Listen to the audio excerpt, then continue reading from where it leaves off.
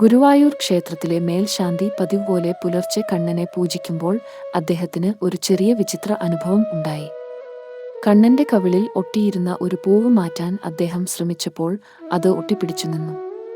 തീർത്ഥം തളിച്ച് നന്നായി ഉറച്ച് ചുരണ്ടി ഒടുവിൽ പൂവ് എടുത്തു. ഉച്ചപൂജ കഴിഞ്ഞ ശേഷം മേൽശാന്തിക്ക് കയ്യിൽ വേദന തുടങ്ങി. വൈദ്യൻ മരുന്ന് കൊടുത്തെങ്കിലും വേദന മാറിയില്ല. അപ്പോൾ അത്ഭുതകരമായി ഒരു മനോഹര ശബ്ദം തിരുമേനിക്ക് മാത്രം കേട്ടു. മന്ദഹസിച്ചുകൊണ്ട് ചോദിച്ചു, മേൽശാന്തി, ഇപ്പോൾ വേദന എങ്ങനെയുണ്ട്? എന്റെ കവിളിൽ നിന്ന് പൂവ് നുള്ളിയപ്പോൾ എനിക്ക് വേദനിച്ചു, അതിനാൽ കുറച്ച് വേദന തിരികെ തന്നു. കണ്ണന്റെ കവിൾ ചുവന്നിരിക്കുന്നു.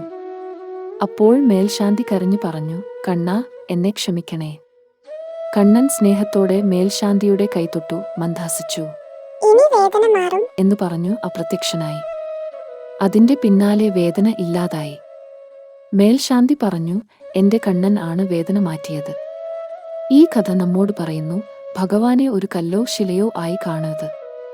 ആത്മസർപ്പണമുള്ള ഭക്തി അത്ഭുതങ്ങൾ ഉണ്ടാക്കും.